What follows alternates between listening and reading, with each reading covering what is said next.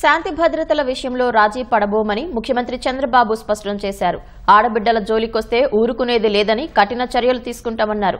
మత్తు పదార్థాలను నిర్మూలించేందుకు డ్రగ్స్ కు వ్యతిరేకంగా త్వరలోనే పెద్ద ఎత్తున ర్యాలీ చేపడతామని అసెంబ్లీ వేదికగా చంద్రబాబు వెల్లడించారు.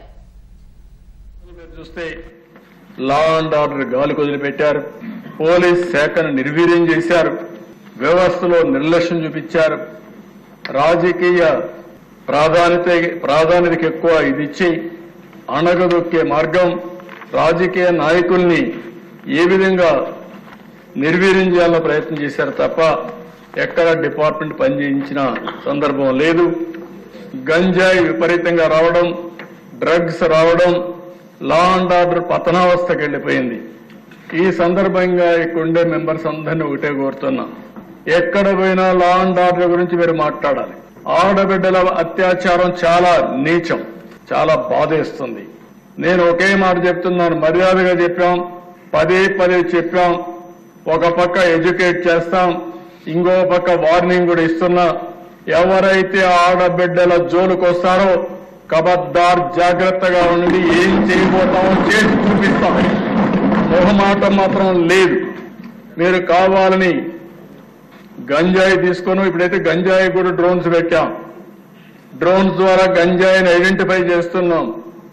ఎక్కడైతే గంజాయికి మూలాలు ఉన్నాయో, ఎక్కడైతే పండిస్తున్నారో అక్కడి నుంచే సోర్స్ లో నుంచే దాన్ని కంట్రోల్ చేసే బాధ్యత తీసుకున్నాం. ఈ నెలలోనే లేకుంటే ఫస్ట్ వీక్ లో ఈ డ్రగ్స్ కు వ్యతిరేకంగా పెద్ద ర్యాలీ కూడా తీయాల్సిన అవసరం ఉంది. దిశ ఈ సభలో నేను అనౌన్స్ చేస్తున్నా. ఒక రోజున విద్యార్థుల్లో కూడా అవేర్నెస్ తీసుకొద్దాం, పిల్లల్లో కూడా అవేర్నెస్ తేవాల్సిన అవసరం ఉంది. పేరెంట్స్ కూడా విజ్ఞప్తి చేస్తున్నాను. దిశ పిల్లలతో మాట్లాడండి, ఎడ్యుకేట్ చేయండి. ఒక పక్క చూస్తే భవిష్యత్తుకు ముందుకు పోతున్నారు. ఈ రోజు పేపర్లో నేను చూస్తే 3,10,000 మంది అమెరికాకు చదువుకోవడానికి వెళ్తున్నారు. అందులో అధ్యక్ష 56% ఆంధ్రప్రదేశ్, తెలంగాణ తెలుగు వారు వెళ్తున్నారు. దేశమంతా 46% అయితే 54%, 56% మన వాళ్ళు వెళ్లే పరిస్థితికి వచ్చారు. అంటే ప్రపంచం మొత్తం నాలెడ్జ్ ఎకానమీలో రాణిస్తున్నారు. కొంతమంది పనికి రాని పిల్లలు, ఆ పిల్లలు కూడా తప్పు కాదు, మనం కూడా తయారు చేయాలి, మాట్లాడాలి. వాళ్ళ విషయాలు ఎప్పటికప్పుడు మాట్లాడి వాళ్ళను కూడా సమాయత్తం చేయాల్సిన బాధ్యత, మెంటల్ గా ప్రిపేర్ చేయాల్సిన బాధ్యత ఉంది. ఒకవేళ ఎవరన్నా కానీ సరిగా కానీ ఉండకపోతే అలాంటి వాళ్ళని కఠినంగా వాళ్ళపైన యాక్షన్లు తీసుకుని తద్వారా ఒక మెసేజ్ కూడా ఇవ్వాల్సిన అవసరం ఉంది. ఎవరైతే కరుడుగట్టిన నేరస్తులు కూడా హెచ్చరిక చేస్తున్నా, అలాంటి నేరస్తులు ఉండవలసిన ప్లేస్ ఆంధ్రప్రదేశ్ రాష్ట్రం కాదు. అది గుర్తుపెట్టుకోండి. మీరు ఒక సవాలుగా సమాజానికి తయారైతే మీ తాట తీసే బాధ్యత ఈ ప్రభుత్వం తీసుకుంటుందని చెప్పి కూడా హెచ్చరిస్తున్నారు. అధ్యక్ష ఎక్కడ రాజీ పడం. భవిష్యత్తులో పోలీస్ శాఖను బలోపేతం చేసి లా అండ్ ఆర్డర్ కి టాప్ ప్రియారిటీ ఇస్తామని చెప్పి కూడా నేను మీకు తెలియజేస్తున్నాను. మద్యం దోపిడీ, హోల్సేల్, రీటైల్, మ్యానుఫ్యాక్చరింగ్ అన్ని కూడా అస్తవ్యస్తం చేశారు. ఈ రోజు ఈ ప్రభుత్వం వచ్చిన తర్వాత ఒక ట్రాన్స్పరెంట్ మెథడ్ తీసుకొచ్చాం. షాపుల అలాట్మెంట్ కూడా లాటరీ వేసాం. అందరి సమస్యలు లాటరీ వేసి ఇచ్చాం తప్ప ఎక్కడా రికమెండేషన్ జరగలేదు. నేను ఇంకొక మాట కూడా హెచ్చరిస్తున్నాను. ఎవరైనా సరే ఆ షాపు పెట్టుకొని ఎక్కడైనా రీటైల్ గాని మీ ఇష్ట ప్రకారం అమ్మితే మాత్రం కబద్దార్ జాగ్రత్తగా ఉండండి. బెల్ట్ షాప్ వస్తే మాత్రం బెల్ట్ తీస్తాం.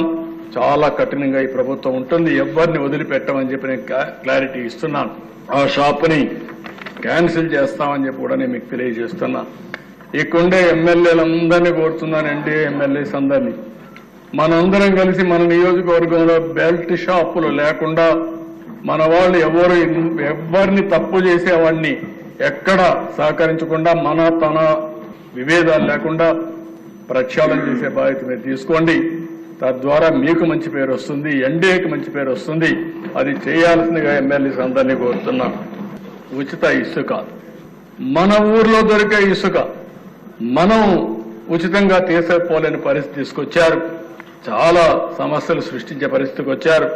అందుకనే అధ్యక్ష చాలా స్పష్టంగా సేంద్రేజ్ కానీ జీఎస్టీ కానీ ఎలాంటి ట్యాక్సులు లేవు. ఎవరైనా సరే ఎక్కడైనా సరే ఇసుక తీసుకెళ్లాలంటే స్వేచ్ఛగా ఇసుక తీసుకుపోవచ్చు. ఎవరైనా అడ్డపడితే అలాంటి వారిపైన పీడీ యాక్ట్ పెట్టి అవసరమైతే లోపలేసే బాధ్యత ఈ ప్రభుత్వం తీసుకుంటామని చెప్పి కూడా నేను మీకు తెలియజేస్తున్నా. ఇప్పటికే చాలా వరకు నార్మల్సీ వచ్చింది. ఇంకా 1-2 ప్లేసుల్లో ఇలాంటి సమస్య ఉంది. వాళ్ళు కూడా మళ్ళా హెచ్చరిస్తున్నా, ఎట్టి పరిస్థితుల్లో ఉచిత ఇసుక ట్రూ స్పిరిట్ తో అమలు చేయాల్సిన అవసరం ఉంది. దానికి అందరూ సహకరించాల్సిందిగా మరొక్కసారి కోరుతున్నాను.